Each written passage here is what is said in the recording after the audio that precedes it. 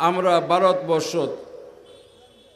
দেখা যায় যে মিলাদ নিয়া আমরার মাঝে দ্বিধা দ্বন্দ্ব ইখতিলাফ, কিন্তু আমরা যারা পবিত্র ঈদে মিলাদুন্নবী সাল্লাল্লাহু আলাইহি ওয়াসাল্লাম উদযাপন করি, আমরা দেখি যে কোরআন এবং সুন্নাত পবিত্র ঈদে মিলাদুন্নবী সাল্লাল্লাহু আলাইহি ওয়াসাল্লামর উল্লেখ আছে যে আমরা ক্যাম করা দূষণীয় কুচ্ছু না, যদিও ফরজ ওয়াজিব ইলাখান কুচ্ছু নাই, সুন্নত নাই, কিন্তু মোস্তাহাব কেউ এঙ্কার করলে কিন্তু ক্ষতিগ্রস্ত হইব, কিন্তু ফললে হে সওয়াব পাইব, না ফললে কোনো গুনাহ নাই। তো মিলাদ শরীফ মানে হুজুরে পাক সাল্লাল্লাহু আলাইহি ওয়াসাল্লামর জন্ম বৃত্তান্তর আলোচনা।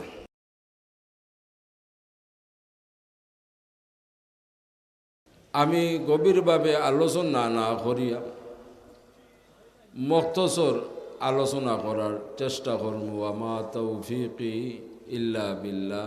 আপনারা হোক আল্লাহুম্মা আমিন।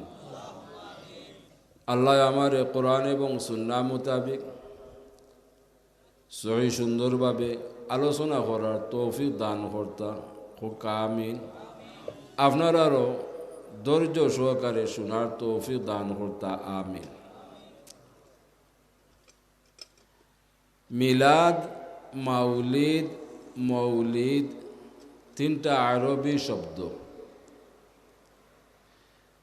এই তিনটা আরবি শব্দের সমন্বয় হইল পবিত্র ঈদে মিলাদুন্নবী সাল্লাল্লাহু আলাইহি ওয়াসাল্লাম। আমরা অধিকাংশ প্রত্যেকেই জানি বা ধারণা করি মিলাদ বলতে আমরা কতজন মুসল্লিয়ানে কেরাম একত্রিত হইয়া আমরা কোরআনুল কারীম তিলাওয়াত করি, দুরূদ শরীফ পাঠ করি, কিয়াম করি, মনে করি ওটাও মিলাদ। কিন্তু মিলাদর প্রকৃত পক্ষে এর অর্থ হইল জন্ম বৃত্তান্তর। তো মিলাদর প্রকৃত পক্ষে অর্থ হইল জন্ম বৃত্তান্তর, অর্থাৎ জন্ম দিন। মিলাদর অর্থ হইল জন্মদিন। মাউলিদর অর্থ হইল জন্মকাল। মৌলুদর অর্থ হইল জন্মস্থান। কিন্তু আরবি বিখ্যাত লগাত আল মঞ্জিদ এই লগাত লেখন যে মিলাদর আসল অর্থ হইল জন্ম সময়। হোক সুবহানাল্লাহ। আমরা যে কারোরও জন্ম বৃত্তান্তর আলোচনা করতাম পারি, এটা হইল সিরিফ মিলাদ, জন্ম বৃত্তান্তর আলোচনা।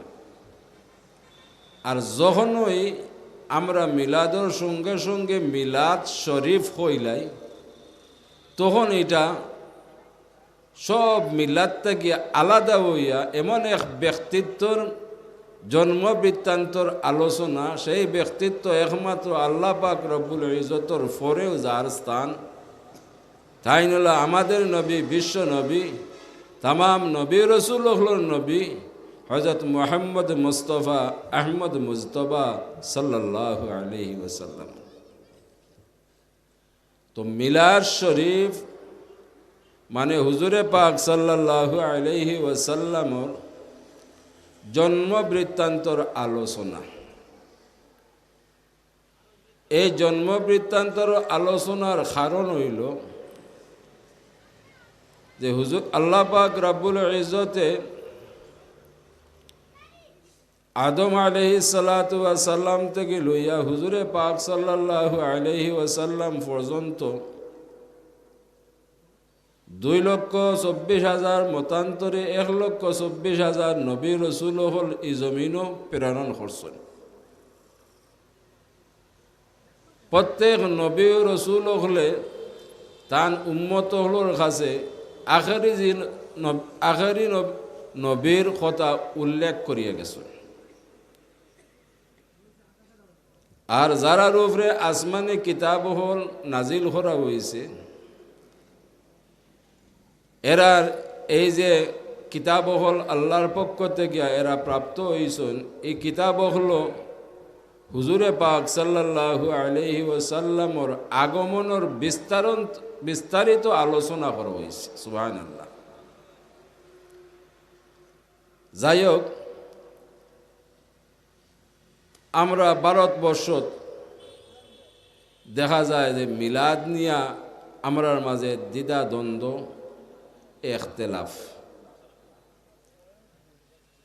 আমরা কেউ পবিত্র ঈদে মিলাদুন্নবী সাল্লাল্লাহু আলাইহি ওয়াসাল্লাম উদযাপন করি, আবার কেউ নীরব থাকি, কেউ উদযাপন করি না। এইভাবে ভারতবর্ষ এগুলা চলতে আছে। কিন্তু আমরা যারা পবিত্র ঈদে মিলাদুন্নবী সাল্লাল্লাহু আলাইহি ওয়াসাল্লাম উদযাপন করি, আমরা দেখি যে কোরআন এবং সুন্নাত পবিত্র ঈদে মিলাদুন্নবী সাল্লাল্লাহু আলাইহি ওয়াসাল্লামর উল্লেখ আছে। যাই হোক, আমরা কিছু সময় লাগি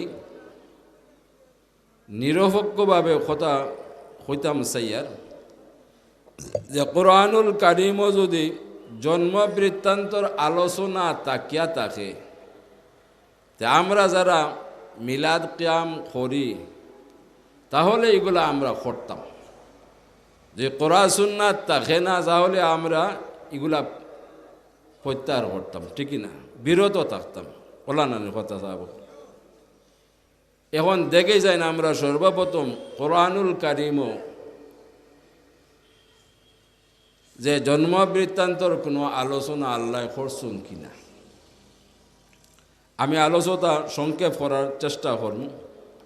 এই আলোচনা ব্যাপক, লম্বা, সময়ের প্রয়োজন।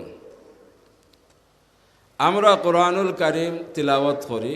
কোরআনুল কারিম তিলাওয়াত করতে আমরা সর্বপ্রথম দেখতে পাই সূরা ফাতিহা, ঠিকই না? এর পরবর্তীতে আমরা দেখি সূরা বাকেরা। আমরা যত অগ্রসর ওই 3 থেকে 4 পাতা উল্টানির পরপর দেখি যে একটা রুকু আরম্ভ হয়েছে এই আয়াতে করিমার দ্বারা, বিসমিল্লাহির রহমানির রহিম, ইয়া বানি ইসরাঈল আযকুরু নি'মাতি আল্লাতী আন'আমতু আলাইকুম ওয়া আন্নী ফাদ্দালতুকুম আলাল আলামিন। কোরআন শরীফের আয়াত। আমরা দেখি অনৌত জন্ম বৃত্তান্তর আলোচনা স্বয়ং আল্লাহ পাক রব্বুল ইজ্জতে শুরু করে দিয়েছেন। আপনারা জানেন যে নবী রাসূলুল্লাহর মাঝে জবরদস্ত এক নবী, যে নবীর নাম হযরত মূসা আলাইহিস সালাতু ওয়াস সালাম। সর্বপ্রথম আল্লাহ পাক রব্বুল ইজ্জতে হযরত মূসা আলাইহিস সালাতু ওয়াস সালামর বিস্তারিত জন্ম বৃত্তান্তর আলোচনা কোরআনুল কারিমও উল্লেখ করছেন। সুবহানাল্লাহ। আচ্ছা, কোরআনুল কারিম কার উপরে আল্লাহ নাজিল করছেন?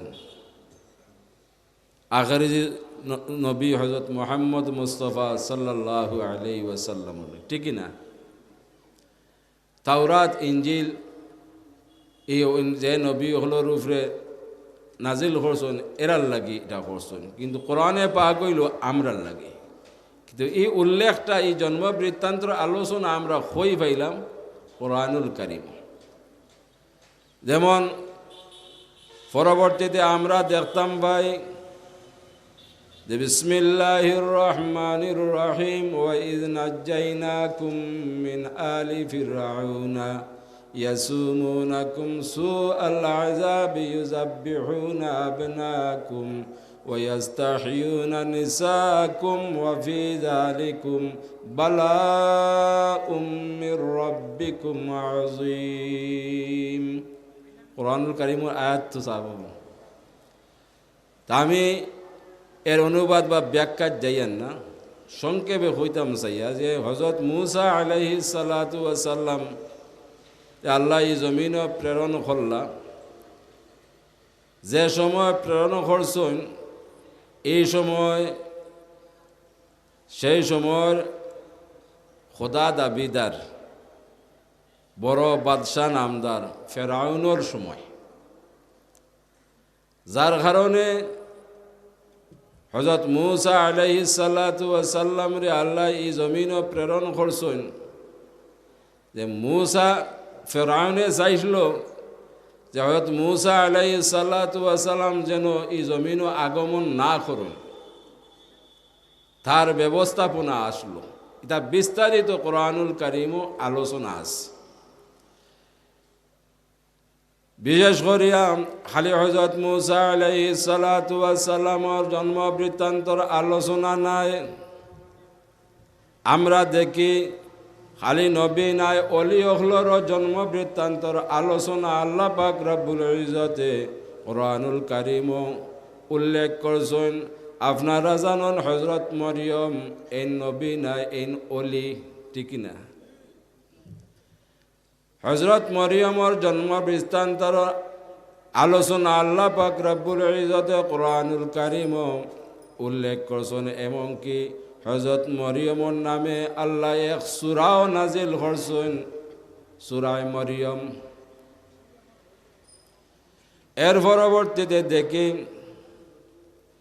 যে হযরত মরিয়ম রে কেন্দ্র করিয়া আল্লাহ পাক রব্বুল ইজ্জতে হযরত ইয়াহিয়া আলাইহিস সালাতু ওয়াস সালামের জন্ম বৃত্তান্তর আলোচনা করছেন এর পরবর্তীতে জবরদস্ত নবী হযরত ঈসা আলাইহিস সালাতু ওয়াস সালামের জন্ম বৃত্তান্তর আলোচনা করছেন হোকা সুবহানাল্লাহ এরা আলোচনা খে করছেন আল্লাহ পাক রব্বুল ইজ্জতে আলোচনা করছেন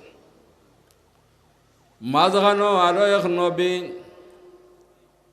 এর মধ্যখানো উপকৃত হয়েছেন হযরত জাকারিয়া আলাইহিস সালাতু ওয়াস সালাম আমি ও ঘটনার সংক্ষেপে উল্লেখ করিয়া আমি চেষ্টা করব পবিত্র ঈদে মিলাদুন নবী সাল্লাল্লাহু আলাইহি ওয়াসাল্লাম সম্পর্কে সংক্ষেপে আলোচনা করা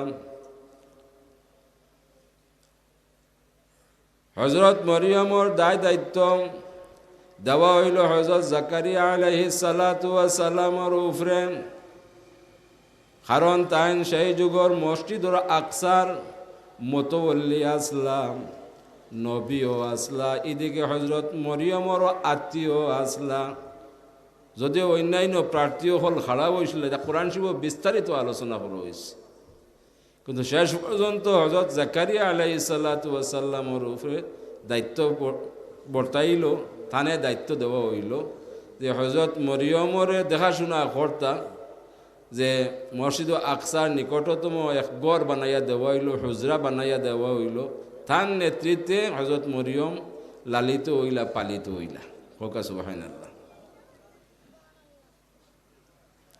প্রতিদিনের ন্যায় হযরত জাকারিয়া আলাইহিস সালাতু ওয়াস সালাম হযরত মরিয়মের খবর নিতে সেই দিনও হযরত মরিয়মের ঘর নিকটবর্তী হইয়া হযরত মরিয়মের জানালা বাই উগি দিলা উগি দিয়া বড় আশ্চর্য হইলা দেখলা যে হযরত মরিয়মের টেবিলের উপরে বেমৌসুমি ফল রাখা সুবহানাল্লাহ বর্তমান সময় বেমৌসুমি ফল হইতে আমরা আশ্চর্য হই না কারণ আমরা দেশও দেখা যায় বেমৌসুমি ফল বাইরে গেছে কারণ প্রযুক্তির দ্বারা এগুলা বার হয়েছে কিন্তু আজ থেকে ৩০-৩৫ বছর আগে বেমৌসুমি ফল খুব কঠিন আসলো হযরত জাকারিয়া আলাইহিস সালাতু ওয়াস সালামে যখন হযরত মরিয়মের টেবিল বেমৌসুমি ফল দেখলা বড় আশ্চর্য হইলা তাইন ঘরত দাখিল হইলা, প্রবেশ করলা। প্রবেশ করিয়া হজরত মরিয়ম রে জিজ্ঞাসা করলা যে ও মরিয়ম, তোমার টেবিলও যে বেমৌসুমি ফল হল রাখা হইছে, এই ফলগুলা খইতে কি আইল?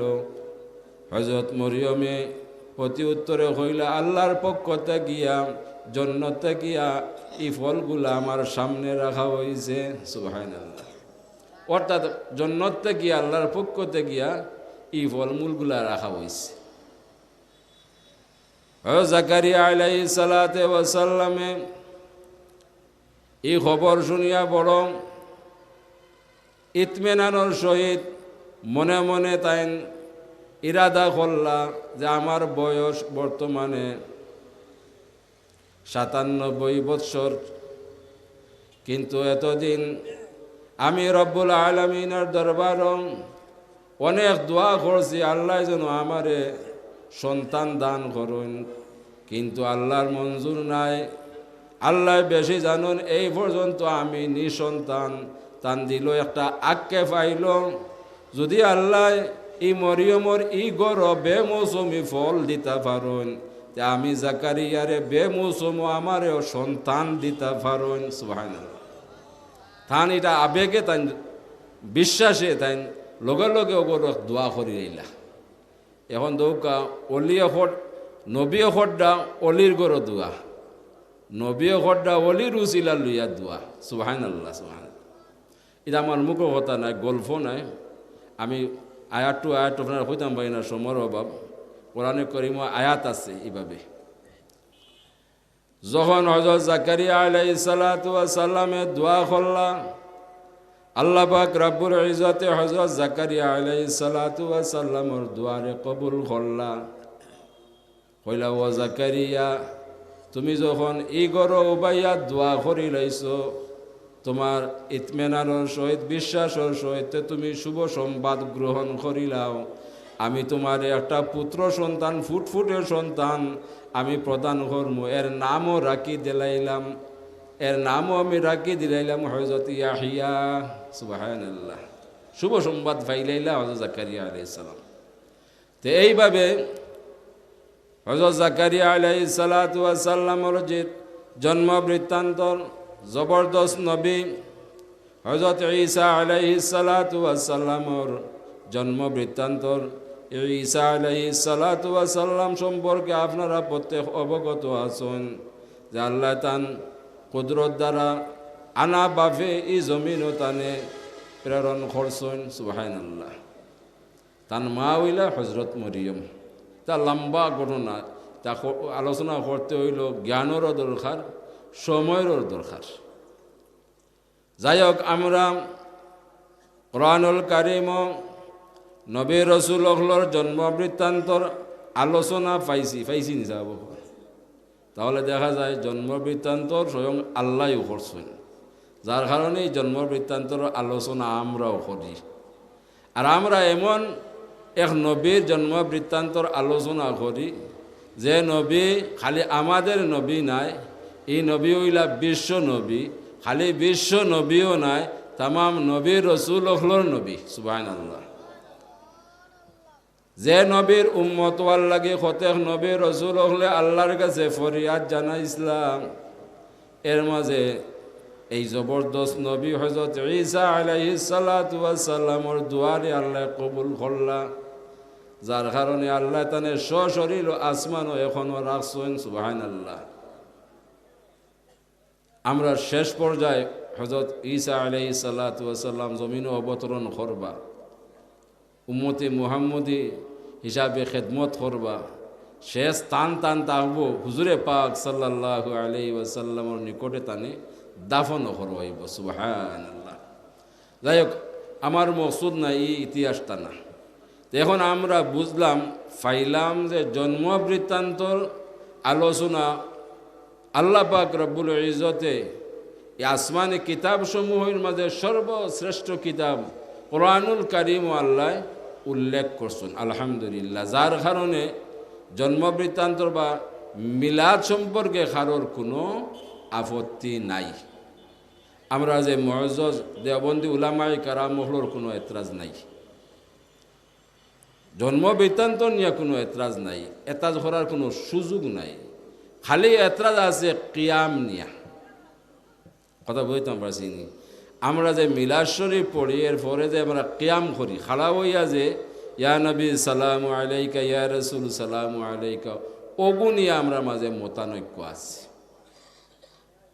আমরা কিতার দলিল ইয়া কিতার উপরে বর করিয়া কিয়াম রে জাইজ হই কিয়াম করি, এটাও আমরা একটু দেখি যে হাদিস শরীফ ওইলা খান কোনো হাদিস আছে কিনা।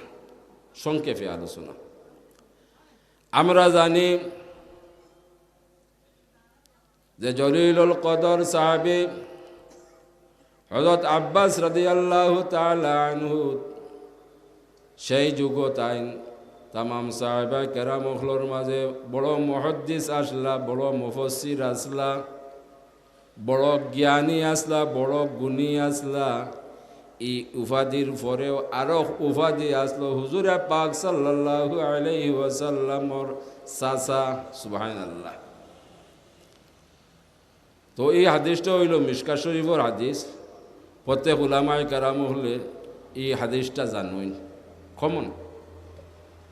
তো হযরত আব্বাস রাদিয়াল্লাহু তাআলা আনহু একদিন রাস্তায় যাওয়ার পথে হঠাৎ দেখলা কাফির মুশরিক ইহুদি নাসারা মুনাফিক হল একত্রিত হইয়া হুজুরে পাক সাল্লাল্লাহু আলাইহি ওয়াসাল্লামর কটূক্তি করতে আসুন, বদনাম করতে আসুন, চক্রান্ত করতে আসুন। যখন হযরত আব্বাস রাদিয়াল্লাহু তাআলা আনহুর এরা দেখল, এরার এই আলোচনাটা দ্বিগুণ হয়ে গেল। কারণ হযরত আব্বাস রাদিয়াল্লাহু তাআলা আনহুর খানো পৌঁছাইয়া দিতে পারলে এই খবরটা হুজুরে পাক সাল্লাল্লাহু আলাইহি ওয়াসাল্লামর খান মুবারক পর্যন্ত পৌঁছিব। আর দ্বিতীয় হইল একটু কাফির মুশরিক হলে সান্ত্বনা পাইব যে হযরত আব্বাস রাদিয়াল্লাহু তাআলা আনহু এই কটূক্তি শুনিয়া কষ্ট পাইবা। কথা বলতাম পারছি নি? তারা এই আলোচনাটা তুঙ্গে তুলল, জোরে জোরে আলোচনা করলো। যে আলোচনা করার নাই, উদ্দেশ্য নাই, ও আলোচনাগুলোও হয়তো আব্বাস রাদিয়াল্লাহু তাআলা আনহুর দেখে তারা করলো। তাই বড় অসহায়, এখান কাফির মুশরিক, কাফির মুনাফিক এরা সংখ্যা বেশি। তাই এই আলোচনা শুনিয়া বড় কষ্ট পাইলা, মনে মনে বড় ব্যতিগ্রস্ত হইলা, কষ্ট পাইলা। তাই আবার তাই রাস্তা মুখা ছুটলা। তার গন্তব্য স্থান হইল মসজিদে নববী। এক সময় মসজিদে নববীত গিয়া পৌঁছিলাম। হযরত আব্বাস রাদিয়াল্লাহু তাআলা আনহু দেখলাম স্বয়ং হুজুরে পাক সাল্লাল্লাহু আলাইহি ওয়াসাল্লাম মসজিদে নববী তাশরিফ রাখছেন। সাহাবায়ে কেরাম হল সামনে বসা অবস্থায় আল্লাহর হাবিবে সাহাবায়ে কেরাম হলর উদ্দেশ্যে নসিহত করতে আসেন। তখন হযরত আব্বাস রাদিয়াল্লাহু তাআলা আনহুর ভিতরে কষ্ট, এই কথাগুলা কাফির মুশরিক হলর আঘাতগুলা বারবার মনে হইতে আছে, আর চকুর পানি ঝরতে আছে। তাই বেকুল হইয়া সামনে অগ্রসর হইলা, সামনে অগ্রসর হইলা। এক সময় হুজুরে পাক সাল্লাল্লাহু আলাইহি ওয়াসাল্লামের নিকটবর্তী হইলা। তান মুখ হুজুরে পাক সাল্লাল্লাহু আলাইহি ওয়াসাল্লামের খান মুবারক পর্যন্ত নীলা। চুপে চুপে আল্লাহর হাবিবের ঘটনা যেগুলা গড়ছে প্রতিমধ্যে এইগুলা আল্লাহর হাবিবর খান মুবারক পৌঁছাইয়া দিলা। এর আগ মুহূর্ত আল্লাহর হাবিব বসা অবস্থায় সাহাবায়ে কেরাম হলরে নসিহতরত আসলা। কথাটা বুঝুন জানি। আর যখন ওই হযরত আব্বাস রাদিয়াল্লাহু তাআলা আনহু খবর পৌঁছাইছেন আল্লাহর হাবিবর খান মুবারক, আল্লাহর হাবিবর চেহারা মুবারক লাল হয়েছে। আর জুস অবস্থায় আল্লাহর হাবিব গিয়া মিম্বর শরীফও গিয়ে খাড়া হয়ে গেছে। সুবহানাল্লাহ। জুসের অবস্থায় আল্লাহর হাবিবরও কষ্ট আইছে, তাই নো সঙ্গে সঙ্গে গিয়া মিম্বর শরীফও গিয়া খাড়া হয়ে গেছে। মিম্বর শরীফও খাড়া হইয়া সাহাবায়ে কেরাম হলর উদ্দেশ্যে আল্লাহর হাবিবে ফরমাইলা, ও সাহাবী হল আমি খে। সাহাবায়ে কেরাম হলে যথার্থ উত্তর দিলা, আপনি আল্লাহ আল্লাহর রাসূল। উত্তর ঠিক আছে নানি? আল্লাহর হাবিবর পূর্বপুরুষ নিয়া, যার কারণে আল্লাহর হাবিবে লম্বা হাদিস যে হারে আদম আলাইহিস সালাতু ওয়াস সালাম থেকে আল্লাহর হাবিব পর্যন্ত তান নসব নামাজে পবিত্র, এগুলা উল্লেখ করলাম।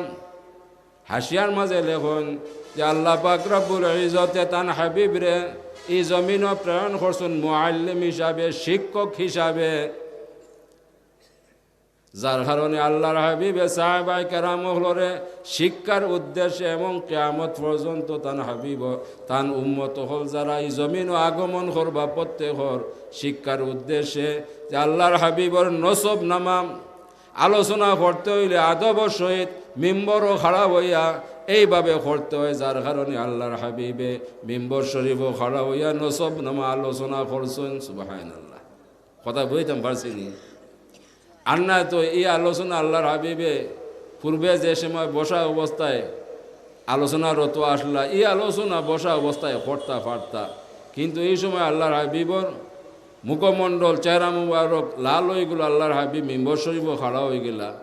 আল্লাহর হাবিবে মিম্বর শরীফ খাড়া হইয়া সাহাবায়ে কেরামের উদ্দেশ্যে এই আলোচনা করলা। সৌকা সুবহানাল্লাহ। এতে বুঝলাম যে আল্লাহর হাবিবর নসবনামা আলোচনা করতে হইল আদবান খাড়া হইয়া করা লাগে। দ্বিতীয় হইল ইলা আরও হাদিস শরীফ আছে। দ্বিতীয় হইল আল্লাহ পাক রব্বুল ইজ্জতে ঘোষণা করেন আল্লাযীনা ইয়াযকুরুনাল্লাহা কিয়ামান ওয়া কুউদান ওয়া আলা জুনুবিহিম ওয়া ইয়াতাফাক্কারুনা ফি খালকিস সামাওয়াতি ওয়াল আরদ। কোরআন শরীফ আয়াত যে তুমি তাই খাড়া হইয়াও জিকির করো, বসা অবস্থাও জিকির করো, শুয়া শুয়াও করো।